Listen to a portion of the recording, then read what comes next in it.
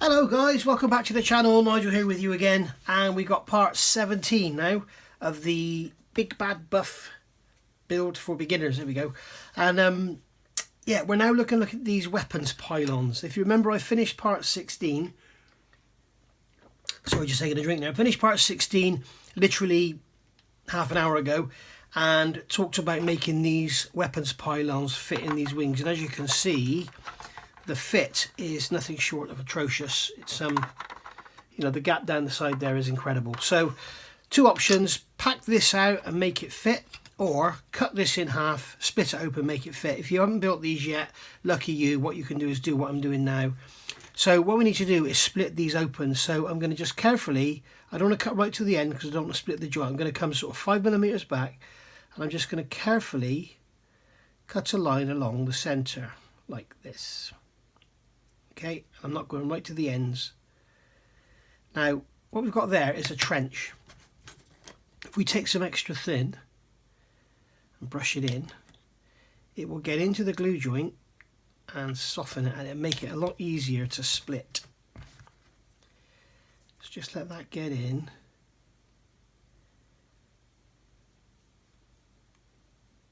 You can see the molten plastic is coming out on the knife blade. Now I don't think I'm right on the joint, so the glue's going to have to find its way into the joint, but in a minute we will suddenly start to just pop through. And what I'll be careful of is I don't want to slip off the side and stab myself. So am I off camera here? No.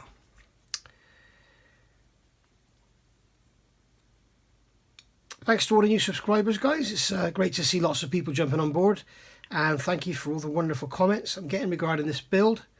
One guy was asking me how long till I finish. I don't know.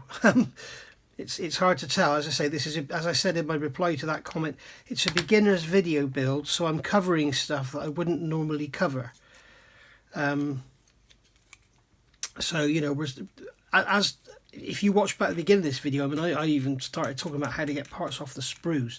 You know, I'm not going, I've started sort of moving forward a bit more now because people are picking up their talents. But basically, all I've done there is split that open, gone in with a saw. You can just keep going with a knife. So I've split that open, and I'm now able to put in a piece of plastic card. Now, what I've found, I've done the other one off camera. I just wanted to make sure this actually works. So what I'm doing is put my knife blade in there, lever that apart, and then I can just slip that in. And that is basically a piece of 1.5mm plastic card, and I'm putting it about a third of the way back. Okay, now that will make it fit better, but there is a problem. As you can see, it doesn't want to go in. And that is because the sides are tapered. So if I now, in fact, I got a feeling maybe that piece of plastic card is a little thick for this side. I used 1.5 on the other side, and it was fine. So let's take that one out. And what we will do, rather than try and find something thinner, we'll just knock this back a bit.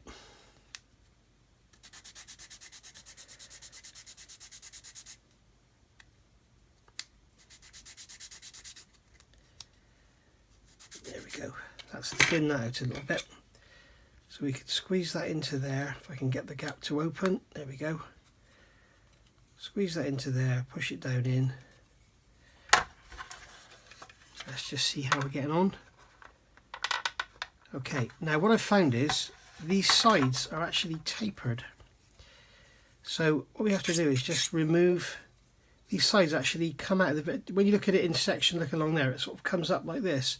So we just need to shave that off. Okay, without ruining any of our detail, just going to shave that off. And now it will probably go in.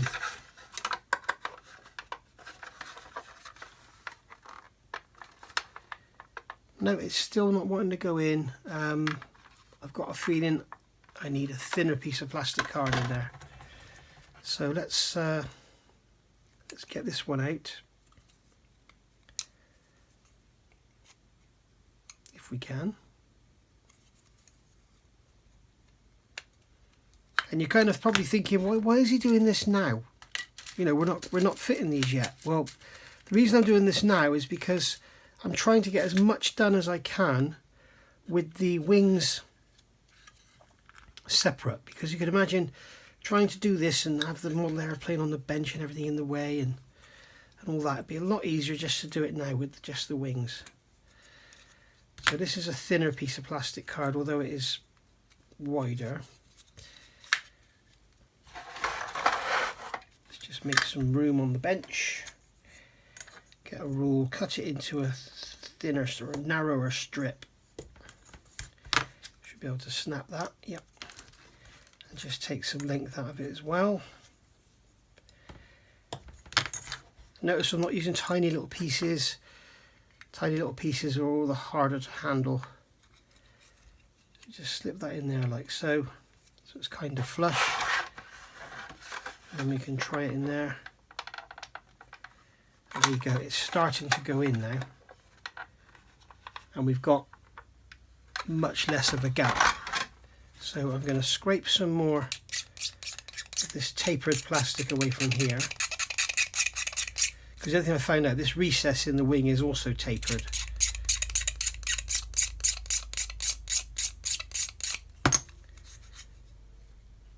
Just scrape that away and then we can come in like this. And there we go. And it is as simple as that, guys. And you can see the fit on that pylon now is much, much better. So what we can do now is come on with some extra thin, put plenty on there, and then I'm just going to push it in with the rule so it's flush. And then sprue glue, because it will fill this gap, but it'll also bond the front edge and it will stop it trying to split open all the time. So we just paint that on there, and that will actually go in and seal up that crack. I know it doesn't matter if there's a hole there because it's going to be invisible, but it's going to sort of go in there, bond to the grey plastic, bond to the white plastic, and sort of meld everything together, so that what you don't find is in 6 months' time, because of the stress of that piece pushing it apart, it's not all going to crack. So, but remember also when it's in there, it's got the wing pulling it together. So really it's as simple as that. Basically the thing to remember, these sides are tapered, they're like that. So, and these are tapered the other way. So the thing to do is make sure you just get it all fitting nicely, because what you'll find is all of a sudden it'll go in, but then you'll still have a great big gap at the top, because you've got one part like, it's basically a reverse dovetail. You've got the wing root is like this, where the part goes in this way, and your actual part is like that, so it's like a reverse dovetail. So there we go. I'm not going to try that in there now because I'm going to get glue all over it. So there's both of them. Is the one I did earlier, Blue Peach style. So there's both of them done. So they can be left to dry now for a few days actually, because we're not going to need to look at them again. So there we go. That's that done. Now because as I say, I've moved straight into doing part 17. All this Mr. Surfacer on here isn't dry yet, so we're going to let that go hard. Probably put some more in there, maybe just do it like that, because there is a definite panel line there where they open and close. So I may actually scribe these lines on the top as well, because they are separate panels rather than have a moulded on raised line. So we'll let that dry, and then I will be back. I am back. Right, this is like 2 days later now, so this has been on for about 48 hours. So we're going to once again go in with our cotton buds and Mr. Colour Leveling Thinner. Okay, and we're going to attack this massive pile of Mr. Surfacer. I'm just going to wet it first, let the leveling thinner soak in, just to soften it a bit, and then we're just going to rub it away and try and go across the line, because it's quite a deep trench. It's a good idea to go across it rather than along it, because if you go along it, you just pull it all out. So thinking about this, what I should have done was added some plastic card to the side of these to get a better fit, because you can see the gap down here is huge. So I may end up filling this and rescribing it, I'm not sure. we shall see. But whatever I do, I will show you what I do. But we'll see how it looks when it's got some primer on it. This is one area with the model collect kit where the spoilers aren't even on there. There's some lines right at the back on the trailing edge, but they don't really depict anything accurately at all. Something else, another area I need to look at with. I'm chatting to a photo etch company at the moment, so here we go. Right, so we've got a raised area here, so that's going to have to be sanded down. You can see here where the flap, the spoiler is actually higher. So got a couple of air bubbles there in the, you see a couple of spots there. So sometimes you can actually take this Mr. Surfacer that's on here and push it into those gaps and refill them. And fill one of them.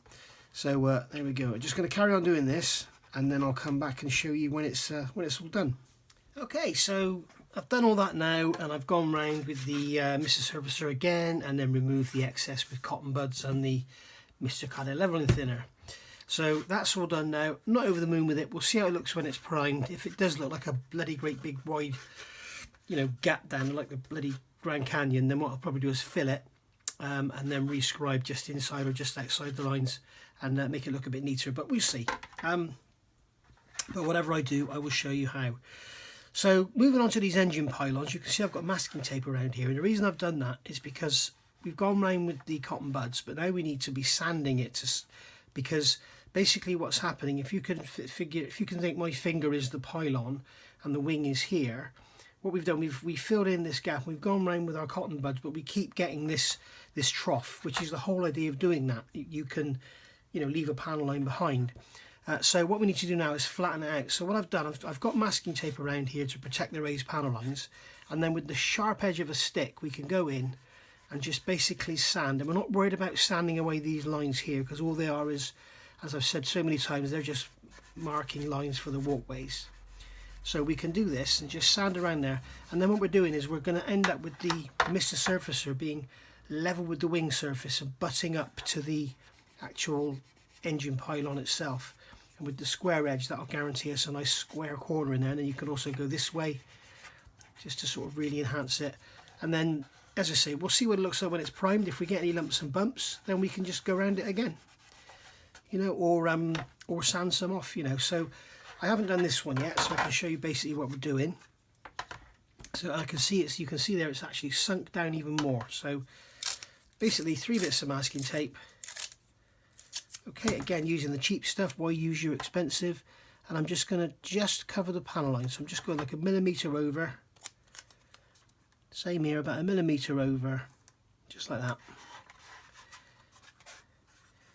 And then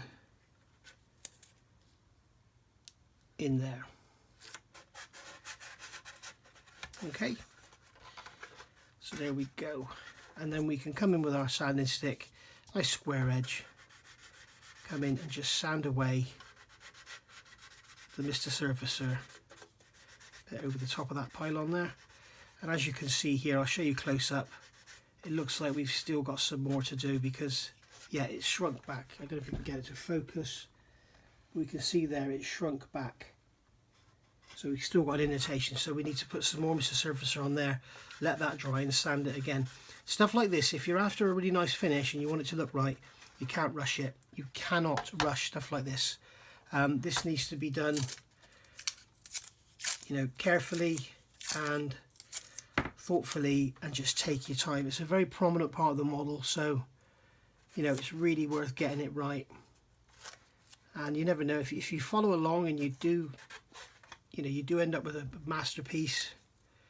You know, you can put it into a local show as a novice, and with the right judge looking for good basic modelling skills, not overall accuracy and stuff, which is sometimes a problem with modelling shows. That you'll lose because of accuracy, even though your modelling is bloody beautiful.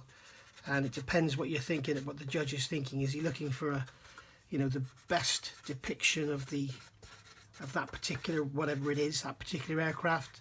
You know, you could have an absolutely perfectly built, super detailed aircraft that, in the judge's opinion, is painted the wrong colour. You know, could lose against something that's painted, in the judge's opinion, the right colour. So this is one of the always one of the issues with shows, and one of the reasons I never enter them, to be honest. But there we go. So that one's sanded out, so we've got a nice square joint in there now on that one.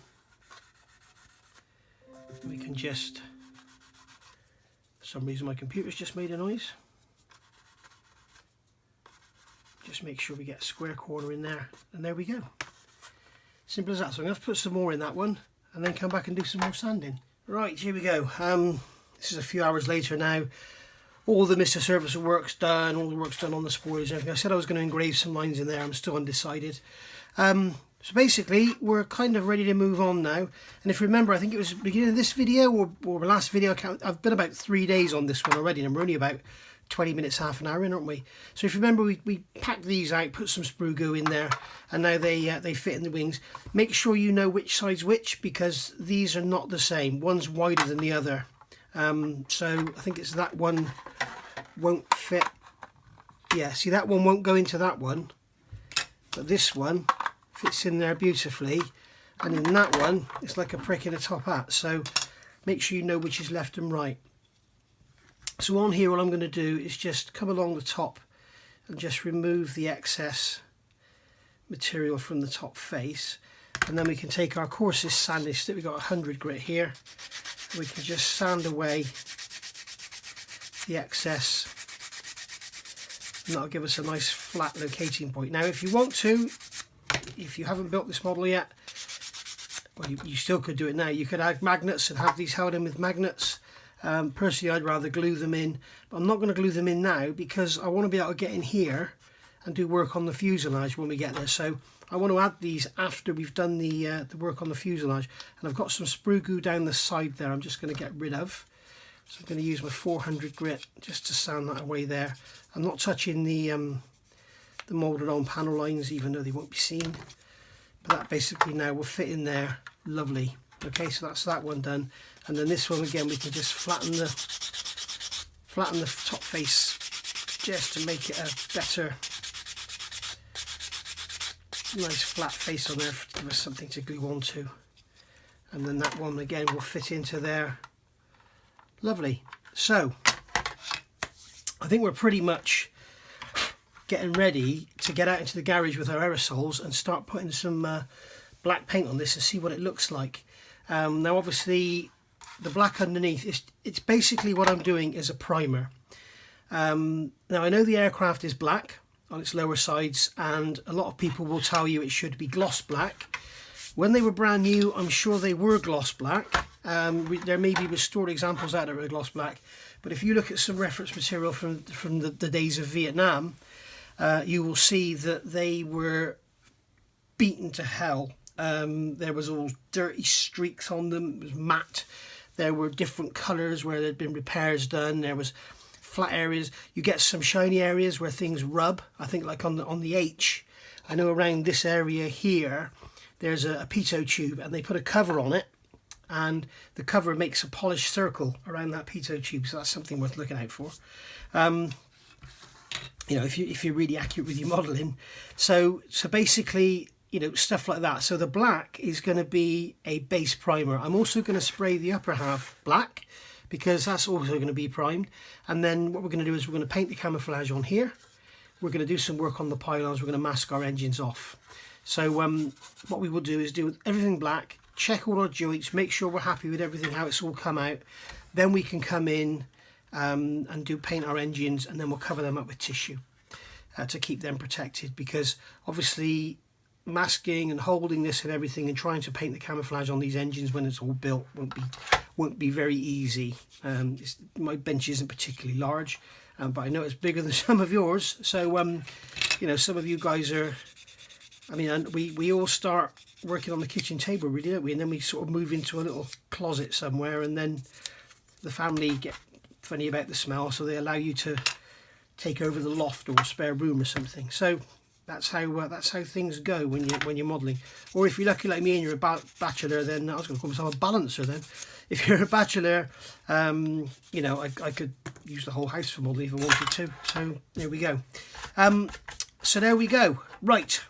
So I think what we'll do now that we know they're done and fitted. That was this side. Yeah, that one's that side. This one's this side. So now they're done and fitted. I know it's not a perfect joint in there. I don't know what we're going to do about that, but I think we'll have to just sort of try and put up with it, really. The other thing, of course, you could do is you've got a mould line here. You could cut the pylon off on that mould line, glue that part into the wing, and then you could glue that on afterwards, and then you can work on that before you do anything. And I'm tempted to kind of do that. We've also got in our parts bag now, because as you saw at the beginning of this video, the box for this is now hidden away. We've also got that there, so you could actually glue these in and then glue the actual pylon onto that afterwards. Thinking. I figures that won't be accurate there, will it then? No, because that actually sits proud. It doesn't actually go into the groove, it sits proud on the wing like that. So that would be incorrect. Unless you're not going to have these bomb racks or these pylons, then you could go from there. But I am very tempted to do what I've just said and cut this out along that line, glue that in, do all the panel work in there, and then just stick that on after. I could put a couple of brass rods through there, couldn't I? No, it's a beginner's build. We're going to keep it basic. I did have to do this work on the spoilers. I'm sorry. I know that's not basically beginner stuff, but it's a pretty basic mod that you could do yourself, and it makes such a vast improvement on the look of the model, rather than having these great trough-like holes down in the back. Let me have a think what we're going to do about this. Okay, a few minutes have passed. I've made a decision. I'm going to glue these in now. I'm going to glue these in now. Do the plastic card down the side trick, as I showed you before, what we did on the top of the pylon. So I'm going to glue them in, push some plastic card in there. When that's dry, trim it off, go with the Mr. Surfacer and basically and cotton buds, and get a joint that way. So before we glue these in, we need to deal with the seams. So here's one I did earlier. So this is one I've already done. And we've got to get round here, and you can see I've used Mr. Surfacer on there as well. And basically just dealt with all the seams. Now, getting into these corners, you've got the Floory skinny sticks, which are great for getting into small areas, like so, but they can't get into those corners. So, again, this is a plug for Premium Hobbies. Ed down in Weston-super-Mare makes these, and I think they're called super flat sanders. And basically what they are is 3D printed sanders, and you can see they've got a wedge edge on them. And he also sells these Infini self-adhesive sanding pads. So here we've got 400, and you can see what he's done here is mark them with the numbers going up. So you've got 400 up to 7,000. So they're the same as your Matador, these small sticks. So I'm going to start with the 400. But the beauty of them is you've got this wedge edge. So you can get a wedge edge as a poet, and I didn't know it. So you can get into sharp corners like this and sand it, and it's where nothing else can get in there. So they're really handy for that sort of thing. They're also very handy if you want a flat surface. Because they're hard and rigid, you can sand that nice and flat, okay? But they're really, really good for getting into areas like in there, okay, which you wouldn't be able to get in there with any sanding stick. And like in there, the same here. Okay, and then you've got the nice sharp edge there for getting into your sharp corners. Which is really nice. It's a lovely tool to have, and really good if you want to polish something flat. You've got that 7,000 grit, and that's just like a piece of cardboard. So it's got hardly any abrasion to it whatsoever. So yeah, really, really handy. I mean, so you've got your Floory skinny sticks. They're really good for getting into these little tiny gaps. And I don't know if you watched Floory PM model show last Wednesday. I asked a question on there. And yes, you can get these from the PM store. So You don't need to be a Floory member to buy the range of Floory sanding sticks. Personally, my personal belief, I think the Infini are better only because they're harder. Okay, these I think are really, really handy and very, very usable because they're long and skinny. So I'm not going to sort of promote anything as being better than anything else, but you know, I will promote that there are certain tools which are ideal for the job, and for getting in there, these are ideal. You've also got these little Infini PE sanders which you can use, okay, which are really good because they're nice and flat. But then if you want a skinny, you know, you want to get in there with a sponge or something to polish and put a nice radius in there, then you know, they do these sponges as well. These are the Floory skinny sponges. One of the things people often complain about with the Floory sanders is that they don't actually have a grit on them. They don't mention a grit size. They're generally done in colour, and you've generally got green, blue and white, I think it is. And the green is my favourite, and this is the fine. And one side is finer than the other. I'd say one side is probably, I don't know, like a I don't know, a 240, and then this side is like a 300, I would say, I guess. But I've used them for years and years and years, and I like them very much. The only downside to them is because of the nature and everything. I mean, these do it. You can see I've got a wrinkle on this one. If you gather them up, if you bend them, they will wrinkle, because obviously, you know, you've got your main strength is in the middle, and then when you do that, you're trying to shrink this one and stretch that one. So if you pull them, they'll wrinkle up on one side and rip the other. So that's something to be aware of. And then in here, I can get in with this stick, this flat sanding bar from Premium Hobbies, and get in and where I can't reach with anything else. I'm not going to worry about the panel lines on these at all. Again, use this sander to get in there.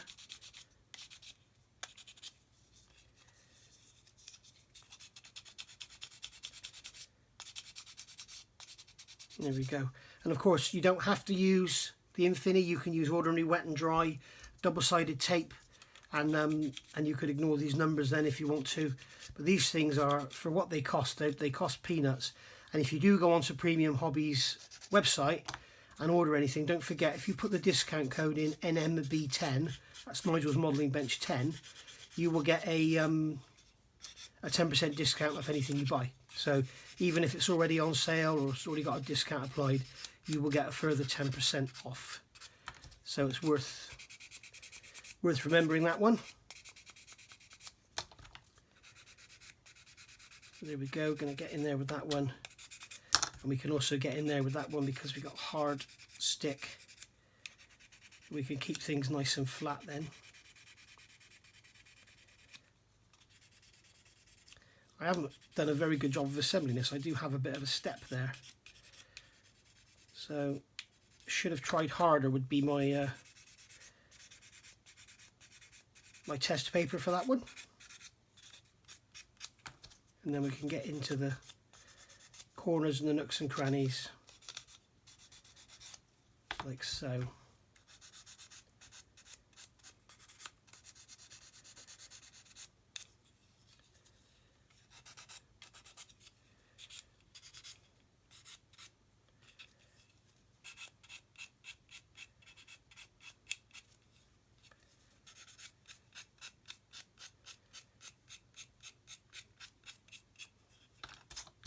And then I'm going to come along with a, what's this one? This is an 800 sponge.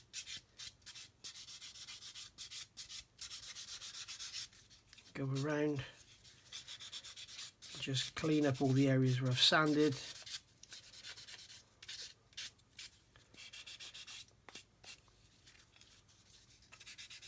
And there we go. As you see, it's very difficult to get in there with a sponge. And then that pylon on the back, I'm going to use my Infini PE sander.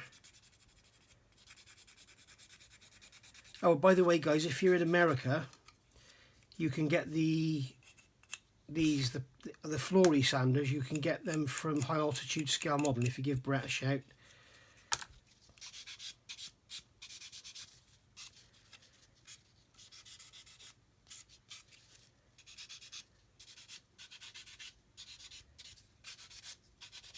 There you go. And to all of those of you who have bought my B52 updates for the Model Collect kit, I'm working on the Italeri kit next, which will be very soon. I know Terry's chomping at the bit to get all his hands on them. But for all those of you who ordered them, that's the nose, the noses, the undercarriage bays, the wing tanks, and the engine sets for the G, which I will soon be stopping. But to all of those you have ordered, they've all gone out now. I know a lot of you received them, and I've had no negative comments at all from anyone. If you have had some delivered and you're not happy, by all means, please let me know. You know, constructive criticism is as good as praise. And if nobody tells me if I'm doing something wrong, then I'll never know, and I'll just keep doing the same. So that applies to everybody. So I'm going to get in there with that stick and get in that corner, like so. And there we go. So that's that done. They're ready now to be fitted, so we can clip that back into our holder, like so. Really, really nice they are. Really good little tool. And then we can get these glued in. Make sure I don't get the sides mixed up. See, that won't fit in there. So that's that side. And then that's that side. So I'm going to have to assemble the plane up again so I can make sure these hang vertically. So what I'm going to do is get in here with some extra thin, and I'm going to get plenty in there. I hope I don't regret doing this, but I'm just thinking getting in there and dealing with that seam after the model's built is going to be a nightmare, especially after it's all painted and everything. And then getting in there to try and paint that side of the pylon with it fitted to the aircraft would be a nightmare. So I'm just gluing that in, and we're just going to sit that there and let that just sort of tack itself in. And then I'm going to do the same on this side. In fact, I probably would have been better off using the Revell contactor.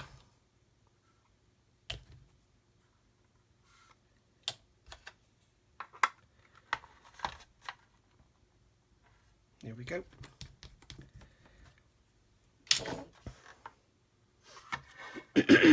So that's that. So that can stay in there now.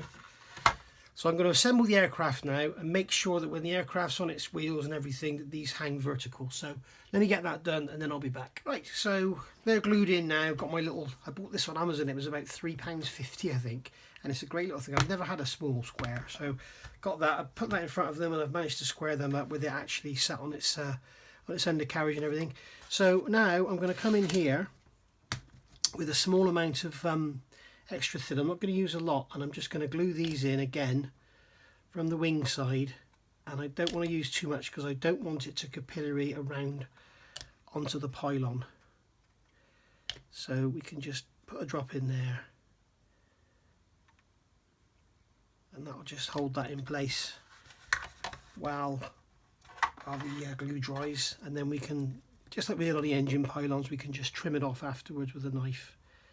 So, and this is basically this is 5 thou plastic card. Now, I know I said at the beginning that we were going to use 20 thou, but unfortunately, areas like this we're going to have to get the smaller stuff. So, if you are following, I'm afraid you're going to have to get yourself some more plastic card. Perhaps get yourself some 5 thou, 10 thou, or just get some 10 thou, 20 thou, and 1mm. There we go. So that's glued in there now. So we can let that dry, and then once that's dry, which will take no more than a couple of minutes, we can trim it off. And I'm going to replace my knife blade because it is blunt. So that's the one we want, 10A. I'm sure 10A is the pointed one. I keep getting them mixed up. These are the 10A, the Swan scalpel blades I use.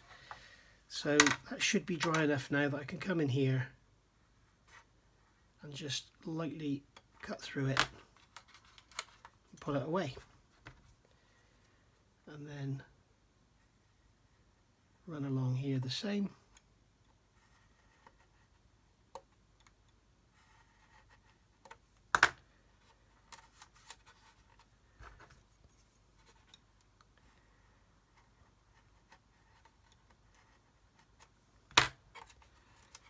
Just like that.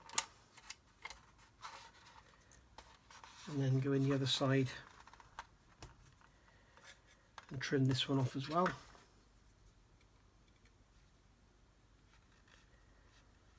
Once again, don't push too hard, you'll end up making gouges and everything. You just want to cut it, you don't want to go. There we go. So that's like that. Now we can basically come along now with some extra thin and brush that in, and that will melt down any edges that are there, any cut edges, and make sure it's glued in nice and solid. That will also help to hold that pylon in. Okay, and then if you really want to go in with a rule or something, you can come in with a rule and just basically just kind of just push it down just to make sure it's sub flush. Okay, so we'll do the same on the other one, and then we'll put some Mr. Surfacer in there. Okay, so we've got everything done now. So the pylons are all in, we've gone around with the Mr. Surfacer, the seams are all dealt with, and basically we're ready to get some primer on. So if you want to come with me, we'll pop out into the garage and where the Land Rover is being built, and we'll get some black primer on these wings. We'll hold them on the roots, we'll put some gloves on, we'll hold them on the roots. I don't want to get any paint around this area here, because this is where we're going to be doing gluing and filling and stuff. I'm going to get black primer all in here, and then we're going to mask off and do the zinc chromate afterwards. And I'm just going to use the aerosol can. I'll show you how to use an aerosol can, you know, an off-the-shelf one. Oh, the other thing I need to do before we do that is give it a degrease. So I need to get some clean paper towel. Because remember, we didn't wash these parts in the beginning, and also we're doing a lot of handling and sanding, which is why I didn't wash these parts in the beginning. So I've got some IPA here. I'm going to need to top this up. Basically, just going to get that cloth nice and wet like that, and then we can just wipe over everything.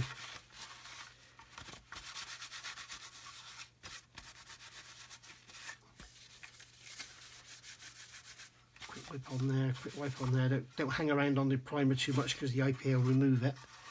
And then just over the tops of the wings there.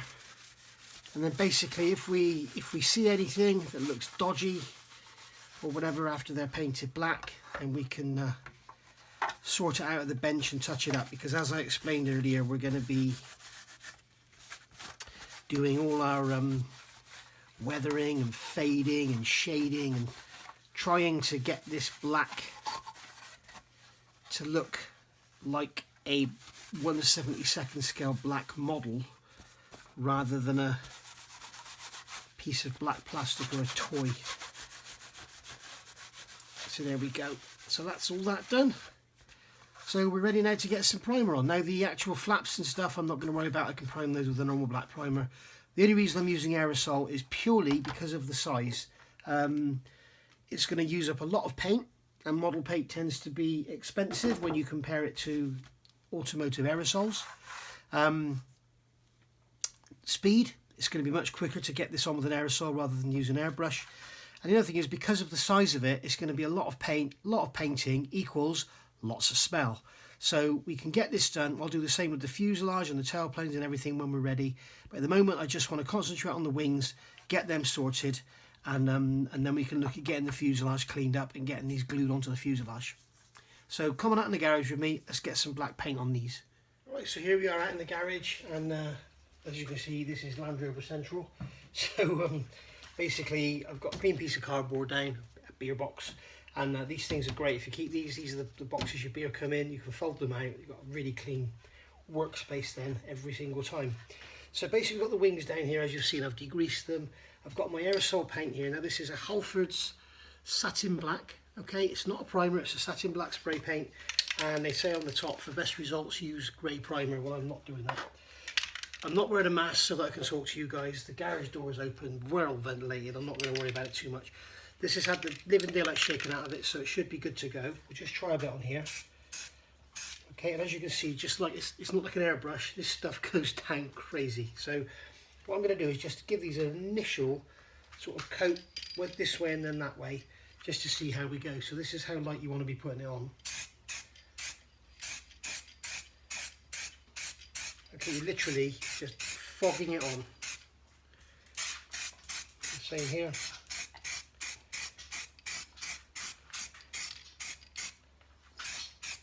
We're not trying to get major coverage, we just want to just get something on there just to get it black. Okay, so we can turn it round. And then turn it around again, and then coming from the other side.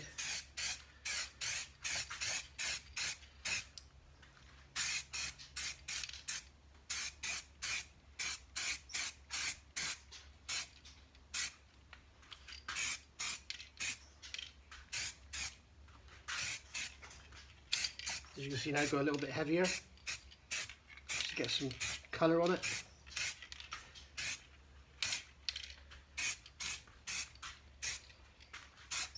And also, like I mentioned earlier, we're not looking for 100% coverage, because we're going to be doing all the work with other black paints afterwards.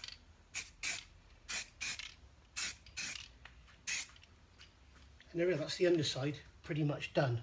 I'm happy with that. So I'm just going to leave that to dry, and then I'll be able to turn them over and do the top sides. Okay, so the back side's dry now, and well, kind of dry. And as you can see, when you first spray this down, the finish is quite pebble dashy, if you like, but it does actually pull down to this kind of satin black finish, and the marks you can see is where I've been doing sanding or whatever, or where there's been some thinners. As I say, think of this as a primer. We're not worried about that at all. We're not looking for any sort of finish. We're not looking for any sort of, you know, solidarity of colour. It doesn't matter. It really doesn't matter. What we're looking at is just getting some black on there. That's all we want, is a black base to work with. So, put that way actually. So once again, come with those. I'll give it another shake just to make sure. What I will do is just, before we do anything, I will just do this back end of this fuel tank. Okay, and I can see straight away I need to give the paint another shake because it's thinned out. Right, that's better. So, do the same on this one. Just going to pretty blast in the back of the fuel tank, and then everything else can be done from the front, you see.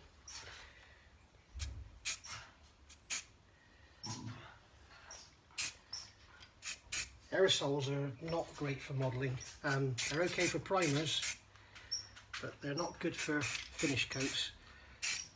I used to use these paints for model cars, and you know, getting a good finish with them is not always the easiest.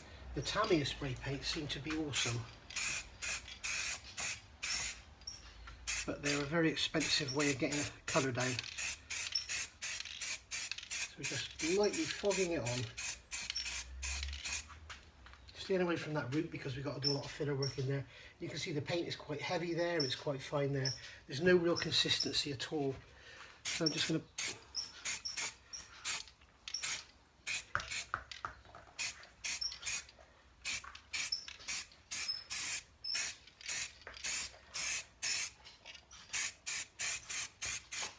You're probably wondering, why am I doing the tops black? Well, it's because we want a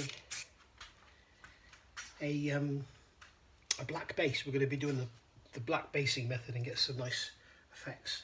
So I'm going to come in here now from the other direction.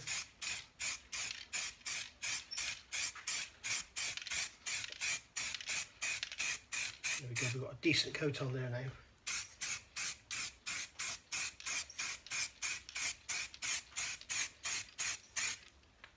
There we are, job done. So we'll let that dry and I'll see you back at the bench. Okay, we're back at the bench, and about 24 hours later, and as we can see, the paint is all dried and you can see the variation in the finish. Now, this is nothing to be concerned about.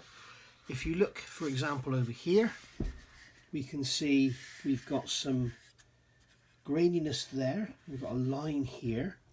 We've got some all kinds of weird foggy patterns here. And what this is where the paint is actually etching itself into the plastic, and the lines you see will be sanding marks where you've been doing sanding, or like here, this is the mold flow where the plastic has flowed through the mold and it has kind of left a trace that you can't see until you actually attack the surface. So you can see here we've got these rings and we've got another line over here, and this is actually where the plastic is flowing through the mold. You'll see it in well, I've got 3 Airfix Lancasters and they've all got the same thing in the clear parts, and you'll see like a line in the plastic, and it's where the mold flows through and joins, and it's the cold front. It's obviously, as the plastic is flowing through the mould, the front edge is getting colder and colder as it goes through, and then if the mould is designed in such a way that the plastic comes in from either side, when they meet you get the line, which is here.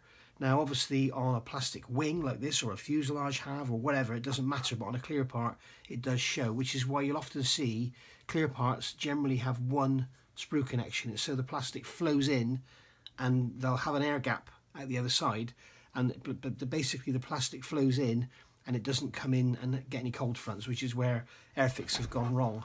I did actually complain to them about it, and they said it's part of the manufacturing process, and I kind of said, well, other people don't get it. If you've seen that review I've done on the P38H from Tamiya, if you look at the clear parts in that, they're absolutely stunning. So there we go. Anyway, I digress.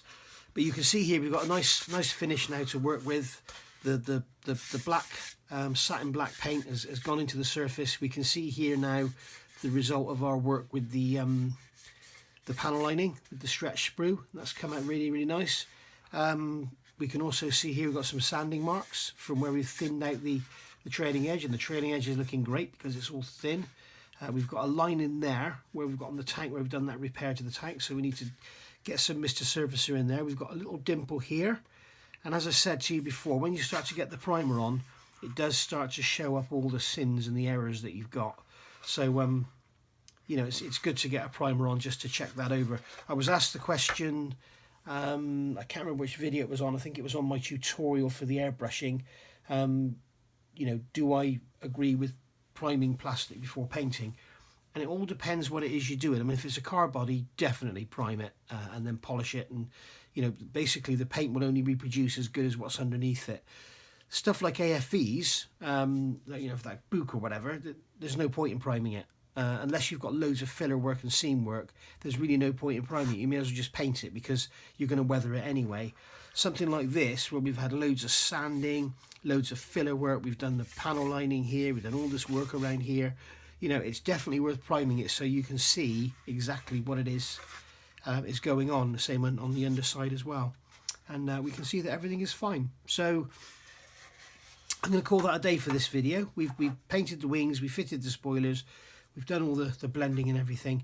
So yeah, maybe a little bit shorter than the other ones, but the next thing we're going to be doing is concentrating on getting these engines painted. We're going to paint the intakes, paint the exhausts, paint these bays here. We've got the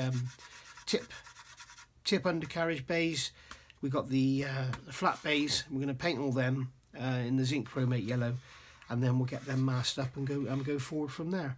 But in the meantime, I'm going to do a little bit of repair work on here. I'll put some Mr. Surfacer in there, Mr. Surfacer in there, and that's about it really, I think. I can't really see much else that needs doing. So I'll see you all soon for part 18, and as I say, we'll get these engines painted and camouflaged, and then we'll get them wrapped up in some tissue so we can move forward. Thanks for watching. I'll see you all soon. Happy modelling, stay safe, and don't forget to look out for part 18. Bye for now.